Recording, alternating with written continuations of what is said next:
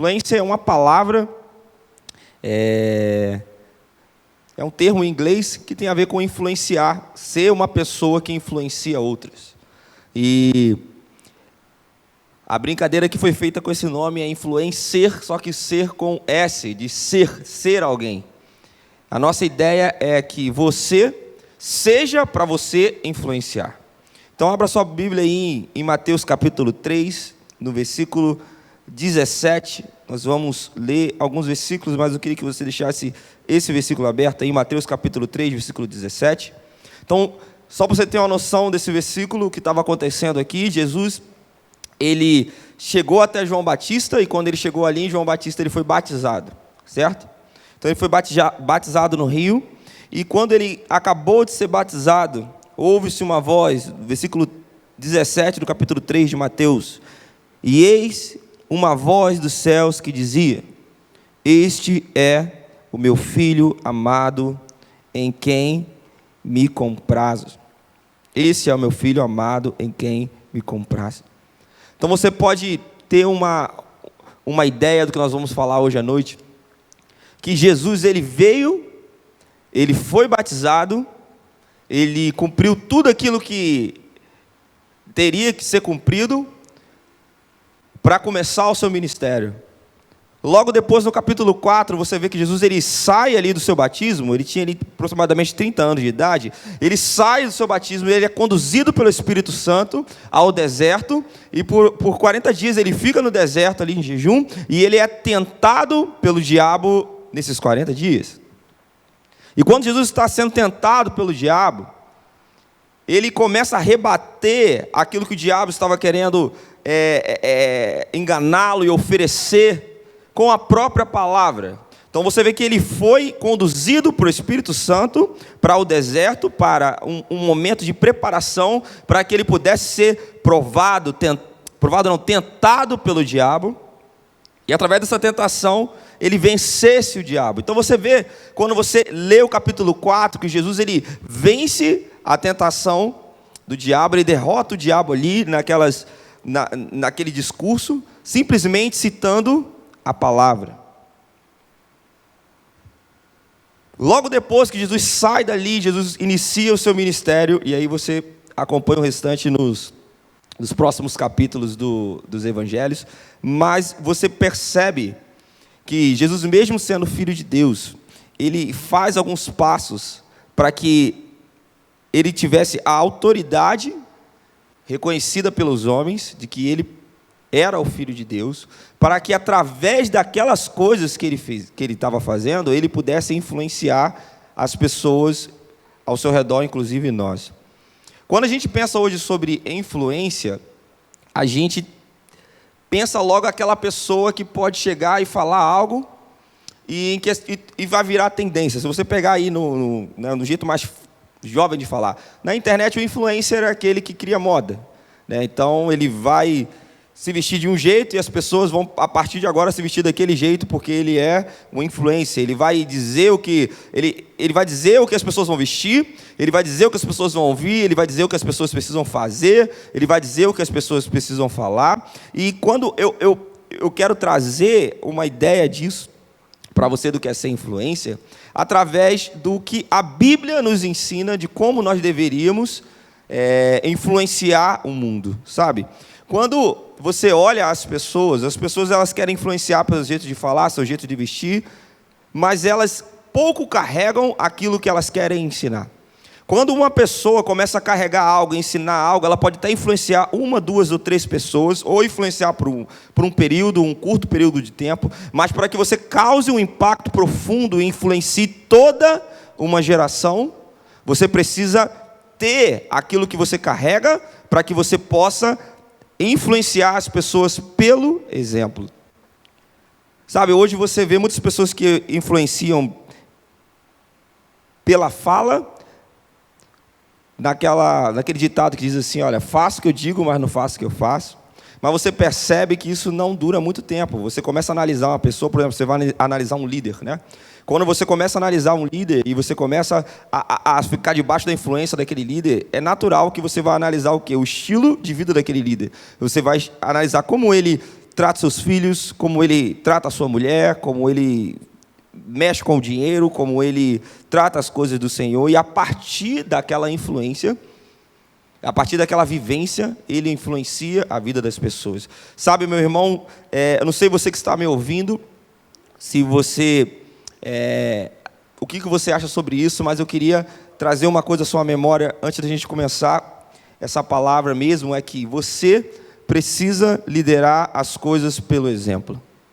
Sabe, se você é um marido, você precisa liderar pelo exemplo. Se você é um filho, você precisa liderar os seus irmãos mais novos pelo exemplo que você dá como filho.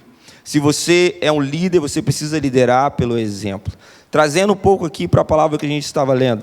Quando Jesus ele foi batizado, ouve-se uma voz dizendo: "Este é o meu filho amado, em quem eu tenho prazer." Sabe, quando Jesus foi batizado, ele ouviu uma voz de Deus o chamando de filho. Essa voz chamando Jesus de filho era a identidade de Jesus. Jesus era filho de Deus, assim como eu sou filho de Deus, assim como você é filho de Deus. Mas essa identidade de filho de Deus é que nos dá toda a base para que a gente possa caminhar na nossa caminhada cristã. Quando você perde esse senso de identidade de quem você é, você começa a falar: cara, o que eu estou fazendo da minha vida, quem eu sou, por que eu estou fazendo isso, eu estou perdendo tempo, eu estou fazendo um monte de coisa que não dá em nada.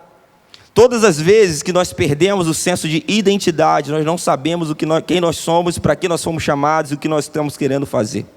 E foi isso que o diabo tentou fazer com Jesus no deserto. Ele tentou atacar Jesus na sua identidade. Começou a falar para Jesus o que ele podia dar para Jesus, quando na verdade Jesus já tinha tudo aquilo, porque Jesus tinha a sua identidade. E é a mesma estratégia que o diabo tenta fazer até hoje com a gente. O diabo ele ataca os filhos de Deus, ele ataca a mim, ataca você com mentiras, tentando tirar a sua identidade. Quando você perde a ideia de que você é filho de Deus, a sua identidade como filho de Deus, você começa a fazer coisas que não tem nada a ver com a sua vida. Eu vou dar um exemplo aqui de algo bem simples que eu comecei a ver alguns tempos atrás. Eu gosto muito daquele filme O Rei Leão, provavelmente você já viu. Se você é jovem, você viu. Se você não sabe do que eu estou falando, você não é mais jovem. Bom, amém. Mas O Rei Leão é bem interessante. Esse filme, eu vi quando eu era criança, ele foi relançado ano passado e eu levei meus filhos para ver. E esse filme é muito interessante. Ele fala de um leão, que ele era um leãozinho, né? Que é filho de um leão, do rei. E durante todo esse filme, do início da história, o pai pega o seu filho e ele começa a levar o seu filho para gerar no seu filho uma identidade de leão. Então ele olha, nós temos que proteger essa selva, olha, lá até onde os nossos olhos conseguem ver, lá é o nosso reino, você precisa proteger esse reino. E esse pai, ele faz isso com tanto empenho, que ele começa a forjar dentro do seu filho como ele deveria ser. E aí simplesmente, né, o filme vai rolando, o pai morre e existe uma cilada lá para culpar o filho, enfim, o filho foge. E aí quando ele foge, ele chega num lugar bem interessante, ele está praticamente morto, deitado. E aí acontece uma parte bem interessante do filme, que chegam duas criaturas bem animadas, né, que é o Timão e Pumba. E aí quando eles chegam, se você já viu esse filme, você vai perceber que muda a vibe do filme, né? O filme está aquela parte bem triste, né? E do nada chega o Timão e Pumba dizendo que está tudo tranquilo, sem problemas, e é isso aí, Hakuna Matata, e vamos viver a vida. E aquele leão, ele começa a andar com aquelas pessoas, e ele começa a fazer o quê? Ele começa agora a comer insetos. Ele deixa de se alimentar dos animais, do seu alimento natural, para comer insetos. Ele começa a alimentar de uma outra coisa, ele perde todo o seu senso de identidade, ele nem sabe mais quem ele é. Né? Ele aprende uma coisa que não tem nada a ver. Se o mundo vira as costas para você, vire as costas para o mundo. Então ele tinha toda uma ideia do que fazer da sua vida, quando na verdade aquela influência daqueles dois animais mudaram todo o jeito de viver daquele leãozinho. Aí você já sabe mais ou menos o que acontece.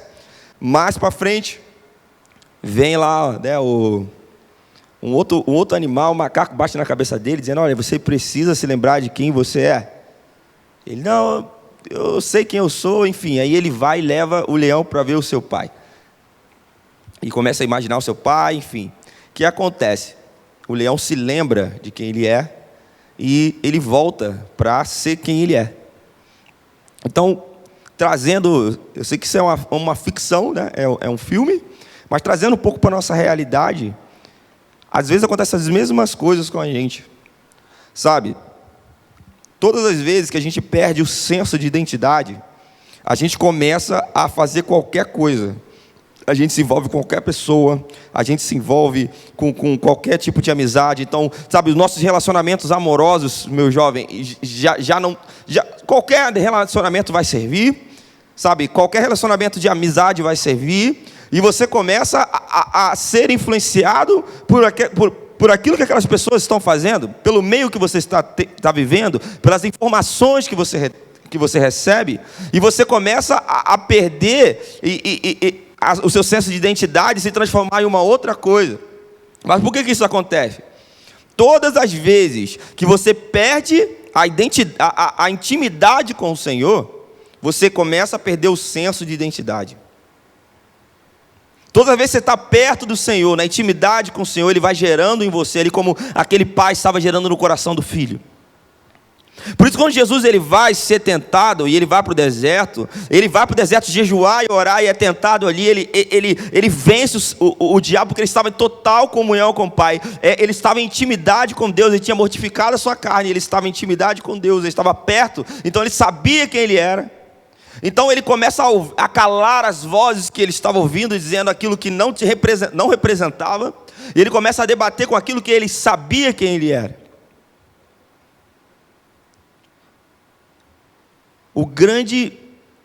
A grande chave para nossas vidas, para que nós possamos ser influencers, ou poder influenciar uma pessoa, é ser para influenciar.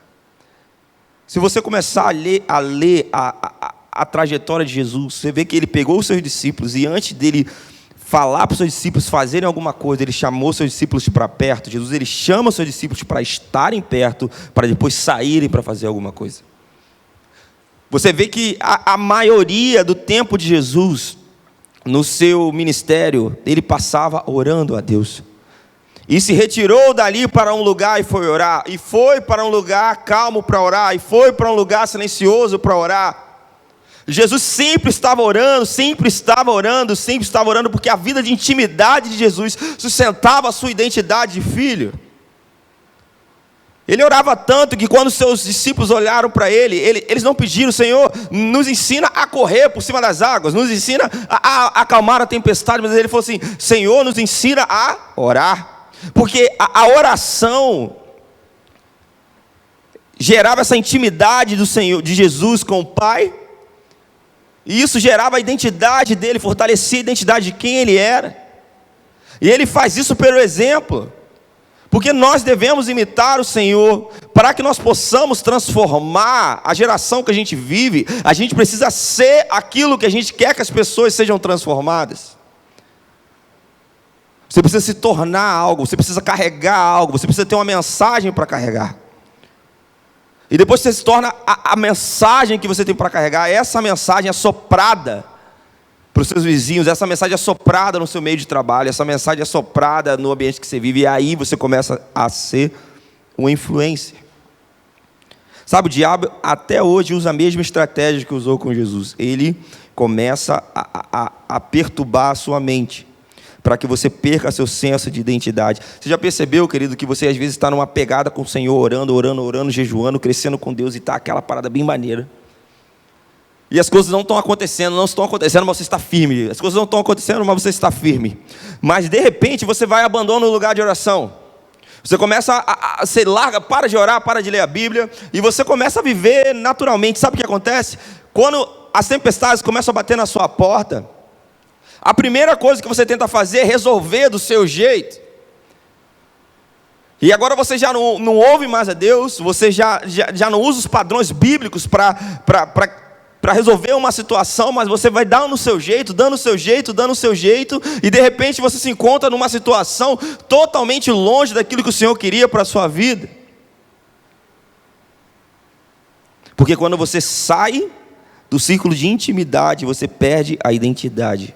E quando você perde a identidade, você não é mais ninguém, você não sabe nem o que você é. E se você não sabe quem você é, você não pode influenciar ninguém com aquilo que Deus quer para a sua vida. Porque você está ocupado com ocupações erradas. Sabe, Deus ele quer estar tão perto de nós e gerar isso em nós, que Ele fala muitas vezes na Bíblia que Ele quer estar perto do povo. Olha, Deus ele andava no jardim com Adão, Deus enviou Jesus, veio próprio em carne para andar com a gente. Jesus vai voltar. Você vê que o Espírito Santo mora dentro de nós, que somos salvos. Então você percebe que a ideia de Deus é estar dentro de nós, é estar perto de nós, gerar essa intimidade, de ter esse relacionamento de pai para filho. Isso gera em você uma identidade. Muitos de nós não gostam de orar porque a gente acha que orar é chato. A verdade é essa. Se a gente fala assim, olha, vamos ter uma reunião de oração, quase ninguém vem. Vai ter um louvorzão ou uma reunião de adoração, todo mundo vem. Por quê? Porque nós não somos acostumados a orar. A verdade é essa, nós não somos acostumados a orar. Só que quando você pega ali o profeta Isaías, capítulo 56, versículo 7, ele diz assim, a esses eu levarei ao meu santo monte e os alegrarei na minha casa de oração. Isso quer dizer o seguinte, que Deus derramou um ingrediente chamado alegria na oração. Então aquelas coisas que a gente acha que orar não é legal, que orar não é chato, na verdade orar é o que gera intimidade com Deus, mas Deus liberou esse ingrediente chamado alegria na casa de oração. E essa palavra casa de oração é a palavra chamada tefilá, que quer dizer casa do encontro. É como o contexto foi, a esse eu levarei ao meu santo monte e os alegrarei nessa casa de encontro, nesse encontro com Deus. Então esse encontro com Deus, que Deus quer que a gente tenha todos os dias, Ele libera um ingrediente chamado alegria, para que seja prazeroso e proveitoso esse encontro com Ele. E esse encontro gera intimidade, e essa intimidade gera a nossa identidade de filhos.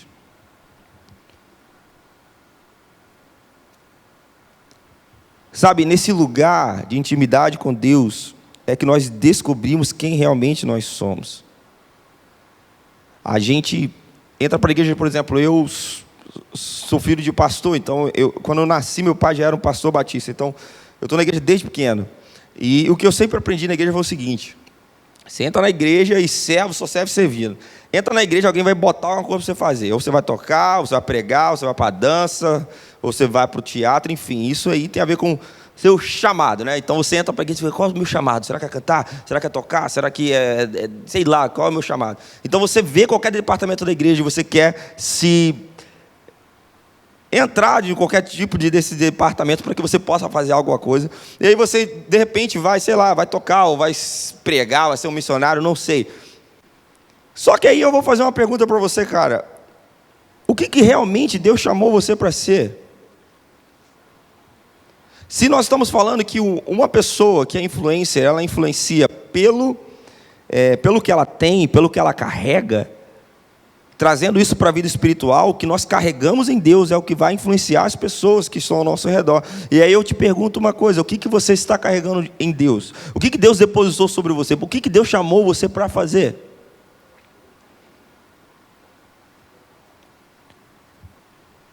É muito simples, é como se a gente tivesse uma ideia errada, né, da vida, de, por exemplo, a gente vai tocando o barco, vai fazendo as coisas, seja o que Deus quiser, e vamos lá até aparecer.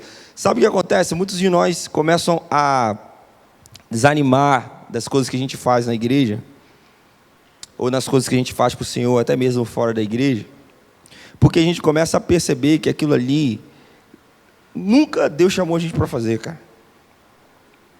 Você pega mais ou menos um exemplo, por exemplo, você é chamado para trabalhar com crianças. Aí você começa a trabalhar com crianças simplesmente porque alguém colocou você para trabalhar com crianças. E aí, o que acontece? Por que você não consegue gerar fruto, frutificar naquele lugar, influenciar as pessoas naquele lugar? Porque talvez você não carregue nada daquilo.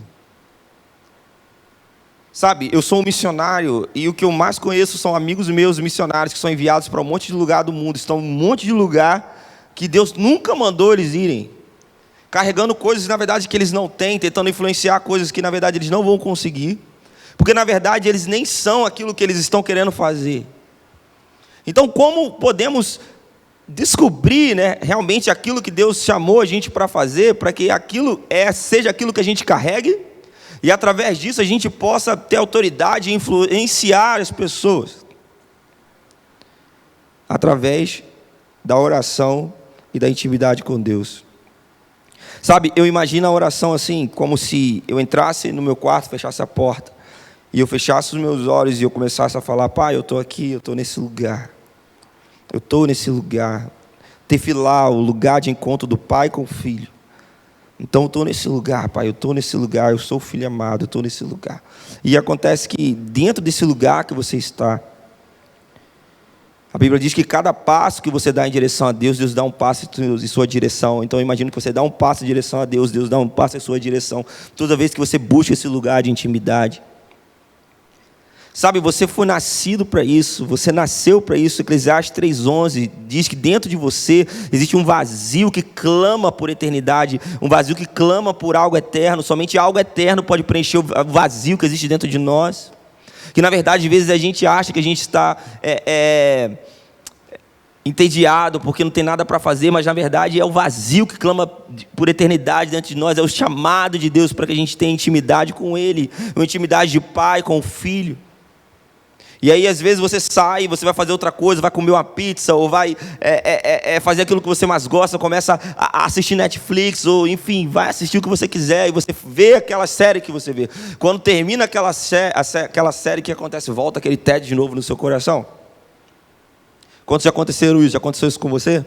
Você vê um monte de coisa, faz aquilo que você mais gosta, come aquilo que você mais gosta, e quando termina, volta o tédio. Por quê? Porque na verdade, querido, se você começar a entender que Deus está todo dia te procurar, para gerar em você essa intimidade com Ele, que gera em você essa identidade de filho. Se você começar a perceber o quanto Deus está te procurar todo dia, em vez de você correr para essas atitudes temporais, você vai correr para o seu quarto de oração, para ter intimidade com o seu Pai. E através desse, sabe,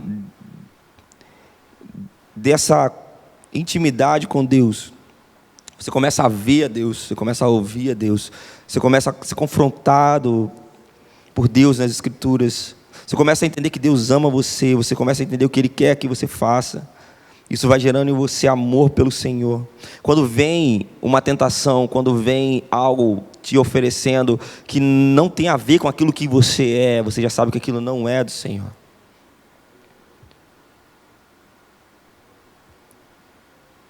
Sabe, Apocalipse 4, versículo 8, relata uma dinâmica que existe no céu, e é bem interessante, que eu queria falar rapidamente para a gente poder aplicar nisso que eu estou dizendo.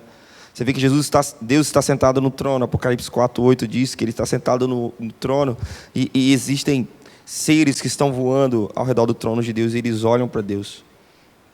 Eles olham para Deus, eles olham para Deus, eles estão sempre olhando para Deus, sempre olhando para Deus. E eles olham para Deus e eles falam, né, os atributos de Deus. Eles olham para Deus e falam: santo, poderoso, aquele que há de vir. Enfim, todas as vezes que eles olham para Deus, eles vão, descobrem quem é Deus e eles falam de volta para Deus quem Deus é. Sabe, o que define a sua vida cristã, meu irmão, é o quanto de Deus que você conhece. O que define quem você é o quanto de Deus você conhece. Que quando você conhece a Deus, você se encontra em Deus, aí você sabe quem você é em Deus. Nós temos vários exemplos assim na Bíblia. Por exemplo, Moisés, no primeiros capítulos de Êxodo, capítulo 3, Moisés ele estava andando, pastoreando as ovelhas do seu sogro. De repente, ele começa a ver que está pegando fogo uma sarça e ela não se consome. Então ele olha para essa sarça e ele vê ela se consumindo, ele vê ela pegando fogo, mas ela não se consome. E a Bíblia diz que ele parou e ele foi e olhou. Versículo 1 diz assim: olha, Moisés, apacetando o rebanho de Jetro, seu sogro, sacerdote de Midian, levou-o para trás do deserto, veio a Horebe, o monte de Deus. Versículo 2: apareceu um anjo de Jeová numa chama de fogo, no meio de uma fumaça, numa sarça, e Moisés olhou. Olhou. Você vê que ele olhou. Versículo 3 diz assim: disse ele, pois, voltar-me-ei e verei essa grande visão. Você vê que ele olhou e depois voltou para ver. Existem duas palavras na Bíblia para olhar, né? Olhar ou contemplar, que seria Shazá e Nabá. Que uma quer dizer aquele que viu, Shazá, e Nabá aquele que considerou o que viu. Quando nós vimos e consideramos o que vimos, a gente ouve o nosso chamado. E a gente sabe aquilo que nós fomos chamados para ser. E através daquilo ali, a gente consegue influenciar as pessoas. Moisés viu e considerou o que viu. Isaías viu, considerou o que viu. Elias viu, considerou o que viu. Sabe, os discípulos no caminho de Emaús viram, ouviram e consideraram o que viram. João em Apocalipse, escrevendo lá o que ele estava vendo, ele viu e considerou o que viu e logo depois ouviu o seu chamado. Então, como descobrir aquilo que Deus tem para nós, para que a gente possa ser aquilo e para que a gente possa influenciar as pessoas que estão ao nosso redor? A gente vê e ouvir aquilo que Deus tem para nós e a gente considerar aquilo. Isso só é capaz de ser feito, meu irmão, através do lugar de intimidade com Deus. Não adianta você querer influenciar as pessoas ao seu redor se você não carrega nada. Você precisa ser para influenciar, ser para tocar as pessoas. Sabe por que essas pessoas da Bíblia, elas influenciaram tanto as pessoas ao seu redor, influenciam a gente até hoje? E porque elas nunca desistiram daquilo que elas foram chamadas para fazer. Porque elas viram e ouviram. Viram e ouviram. Sabe o que vai fazer você não desistir daquilo que você foi chamado para fazer pelo Senhor? Dentro daquilo que você é você ouvir e ouvir a Deus, cara. Quando você ouve, considera aquilo que Deus está falando para você. Você segue em frente e você não desiste. Sabe, imagino como se a gente estivesse orando mesmo, nessa busca com o Senhor. Imagine você orando nessa busca com o Senhor em casa. Orando, estando perto de Deus. Como eu falei, você dá um passo, Deus dá um passo, você dá um passo, Deus dá um passo, até que o seu coração ele começa a ficar tão próximo do coração de Deus, que você começa a sentir as batidas do coração de Deus. Você começa a sentir o que Deus sente. Por exemplo, eu trabalhei 2 anos da minha vida numa base missionária que fica numa zona de prostituição no Rio de Janeiro. Lá, 4.000 garotas de programa se prostituíam dia e noite, 24 horas por dia de prostituição. E dentro desse lugar escuro da cidade, do caos, tinha uma sala de oração em que as pessoas iam lá para orar. Então você tinha vários prostíbulos e no meio deles tinha uma sala de oração e depois vários prostíbulos de novo. Então no meio do inferno foi levantado um altar para o nome do Senhor. Sabe, e eu servi ali 2 anos da minha vida, pegando trem, pegando meu violão, andando de trem, carregando equipamento, para chegar num lugar, numa sala que não tinha ninguém naquela sala, era eu tocando para o Senhor, e alguém na porta ali para receber alguém que quisesse orar, e parecia que nós estávamos perdendo o nosso tempo ali, mas por que a gente não desistia daquilo que a gente estava fazendo? Porque nós ouvimos Deus nos chamar para aquilo ali. A gente permaneceu ali por muito tempo, até hoje existe aquele lugar. Eu me lembro que depois de 1 ano que eu já estava lá, no máximo de pessoas que davam, era às vezes quando davam 3, 4 pessoas, quando eu levava minha esposa e alguns amigos. E ninguém ia. E por que aquilo ali a gente perseverava naquele lugar? Porque a gente ouviu Deus chamando a gente para fazer aquilo. E quando foi de repente, num dia aleatório, a gente estava orando para que Deus liberasse amor pelas meninas que trabalhavam ali naquela zona de prostituição. E olha, naquela altura já tinha 1 ano que a gente trabalhava ali e 50% das casas de prostituição já tinham fechado naquele lugar. E a gente não tinha saído para entregar folheto na rua, a gente não tinha feito nada, a gente só estava orando. Só orar, né? Orar, na verdade, é tudo. Então a gente estava orando, e a partir do lugar de oração a gente ouvia o que Deus queria que a gente fizesse e a gente saía. Meus irmãos, muitas vezes a gente estava sentado, como vocês estão sentados aqui, poucas pessoas estão sentadas aqui no templo, e Deus falava para a gente lá fora, que tinha uma pessoa chamada Tiago, ela está de camisa verde, ela precisa de um abraço, você fala tal coisa para ela, você descia na porta, quando você chegava lá fora tinha um cara de camisa verde. Então você, seu nome é Tiago? Ele, o que aconteceu? Você dava um abraço e falava, o Senhor falou isso aqui da sua vida. Causava um impacto profundo na vida daquela pessoa.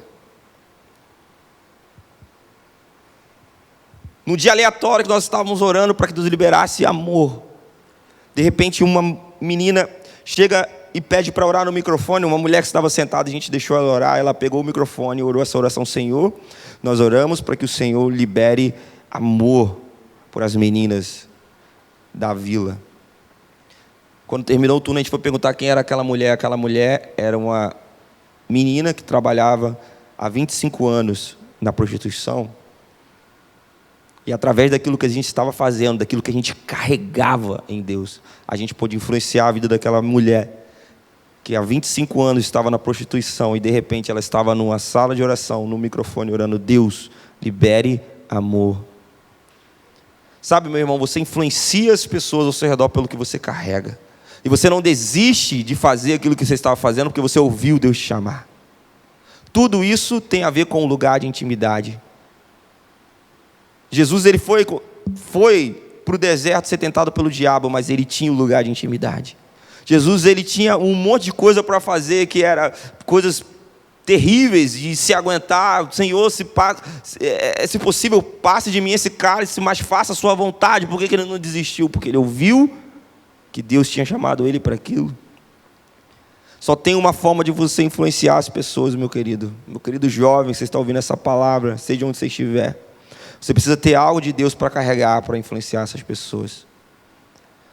Você precisa ter algo de Deus para carregar. Você precisa entender que você é filho de Deus. Você precisa entender que você é filho de Deus. Esse relacionamento ele é mantido através da intimidade que você tem com Deus. Quando você perde, você abandona o lugar de intimidade, você perde o senso de identidade de filho. Aí você começa a fazer outras coisas. Mas quando você entende quem você é em Deus, você está no lugar de intimidade, você entende a sua identidade, isso vai gerar em você uma aproximação maior de Deus. E essa aproximação de Deus faz com que você ouça o que Deus tem para você. E o que vai fazer você não desistir daquilo que Deus chamou você para fazer é você ouvir e permanecer, ouvir e considerar o que viu Shazá e Nabá.